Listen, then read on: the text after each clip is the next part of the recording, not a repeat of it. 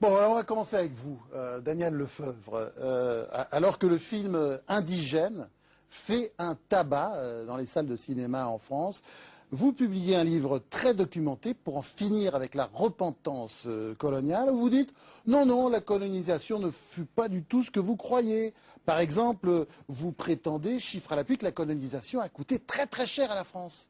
Hein, que ce fut même, vous dites, une sorte de tonneau des Danaïdes. Oui, effectivement, si on a bien des motifs économiques à l'origine de la colonisation parmi d'autres, ces espoirs ont été déçus. Et au total, la colonisation a coûté effectivement des sommes considérables aux contribuables français. C'est en gros cette fois le plan Marshall sur moins d'un siècle. Alors, vous dites que, par exemple, le solde colonial n'a été excédentaire avec la métropole qu'une année sur 3. Oui. C'est-à-dire que la métropole achetait tout plus cher aux colonies. On achète le caoutchouc, les phosphates, tout ça. Absolument, on achète tout plus cher, on a une structure de prix qui fait que la France paie à ses colonies des produits extrêmement chers. Et non seulement elle les paie cher, mais en plus elle fournit aux colonies une bonne partie des moyens nécessaires pour qu'ils puissent acheter les produits manufacturés français. C'est-à-dire, au lieu de les acheter ailleurs, elle privilégiait systématiquement les colonies qui fabriquaient souvent plus cher. Absolument. Alors, il y a un exemple que vous donnez, par exemple, en 1961, ce sont des chiffres officiels du ministère des Finances, la France achetait les produits algériens 68% plus cher que ce qu'elle aurait déboursé si elle s'était procuré les mêmes produits, c'est-à-dire des agrumes, des dattes, des primeurs, en Espagne ou bien en Italie. Ou du vin surtout. Je veux dire, on achète, la première production qu'on achète à l'Algérie, c'est du vin, dont une bonne partie est distillée aux frais du contribuable, puisque le coût de distillation est plus élevé que le prix de vente de l'alcool qu'on en tire. Alors effectivement, c'est une étude qui est faite au moment où se dessine la perspective de l'indépendance de l'Algérie, et les hauts fonctionnaires du ministère des Finances essaient de faire un bilan coût-rapport. Et ce qu'ils constatent, eh bien, c'est qu'effectivement, l'Algérie coûte beaucoup plus qu'elle ne nous rapporte, pour reprendre les paroles du général de Gaulle. Sur le discours humaniste que vous venez de tenir, d'abord vous mêlez des choses exactes avec des erreurs. Quand vous parlez de chair à canon, je suis tout à fait désolé, mais que la France ait mobilisé des soldats coloniaux au cours de la Première et de la Seconde Guerre mondiale, pendant la guerre d'Indochine et même pendant la guerre d'Algérie, c'est exact. Est-ce que ces soldats ont servi de chair à canon? Je veux dire, ça fait 40 ans que les historiens ont fait litière de cette chanson. Le taux de mortalité des soldats coloniaux n'est pas supérieur, il est même parfois inférieur au taux de mortalité des soldats métropolitains. Donc chair à canon, non. Ou alors, tous les soldats des guerres ont été de la chair à canon. Et c'est vrai aussi bien pour la première... En 14-18, quand même, avec les Sénégalais, il s'est passé des choses, quand même. Non, non, non. Il y a eu... On les envoyait en premier pour nettoyer. Ça n'est pas vrai. Je veux dire, je renvoie à la très belle thèse de Marc Michel qui s'appelle L'appel à l'Afrique, les soldats africains dans la Première Guerre mondiale.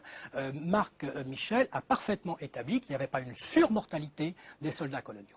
Et c'est la même chose, le film Indigène a permis de le préciser, c'est la même chose pour la Seconde Guerre mondiale. Le taux de mortalité des soldats noirs africains est de 5% entre 1943 et mai 1945.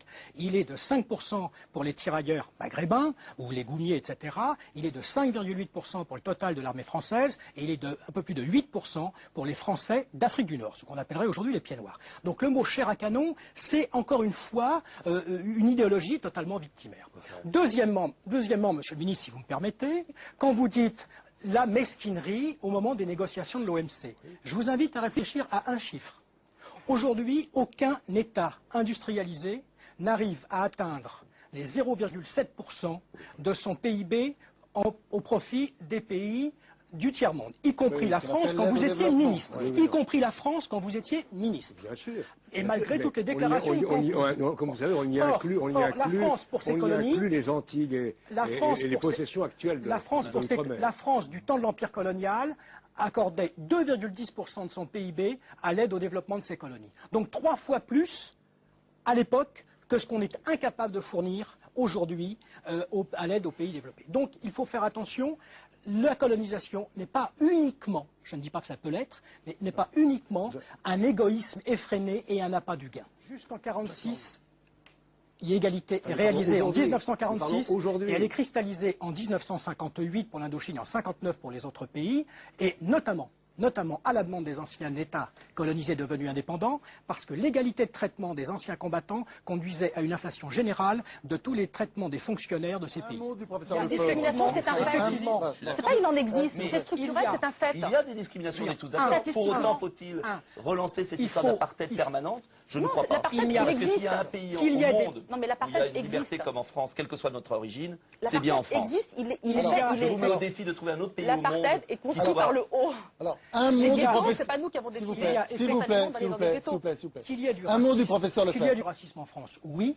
Que ce racisme plonge ses racines dans le passé colonial, c'est d'une absurdité absolue. Et je veux dire, c'est pas parce qu'on va l'affirmer 50 fois qu'on va le démontrer. Tous les historiens de la colonisation dressent un tableau beaucoup plus nuancé des rapports des Français, non seulement avec les colonies, mais avec les populations coloniales. Les pouvoirs en France sont très très blancs quand même, professeur. Oui, ils sont très très blancs, mais c'est... Pourquoi tant d'étrangers voudraient venir en France? Attendez, moi je pose une question quand même. Pourquoi tant d'étrangers rêvent de venir en France? Pourquoi les jeunes Algériens qui visa? Pourquoi tant de personnes rêvent de venir en France? Pourquoi ils préfèrent la France aux États-Unis même, au Canada et d'autres? Pourquoi la France est mythique pour tant d'étrangers qui sont si heureux d'arriver dans notre pays? C'est parce que c'est un enfer? Parce que, enfin, il y a un moment où les bras m'en tombent d'entendre des discours. Non, mais la France, depuis toujours, sait très bien faire sa publicité. Je veux dire, elle fait croire au monde entier qu'elle est le pays des Lumières. C'est extraordinaire. Y a-t-il un pays au monde où on donne la CMU, la carte vitale, quand on est arrivé au bout de 3 mois? Est-ce qu'il y a un pays au monde qui existe comme ça? Est-ce qu'il y a un pays au monde? Et pourquoi? Et finalement, pourquoi toutes ces personnes veulent venir en France? Alors pour continuer sur le thème de la repentance, je vais vous poser à tous une question. S'il vous plaît. Je veux améliorer la France. Donc vous êtes citoyen français. Un instant, s'il vous plaît. S'il vous plaît, là, vous êtes pas tenable, là. S'il vous plaît,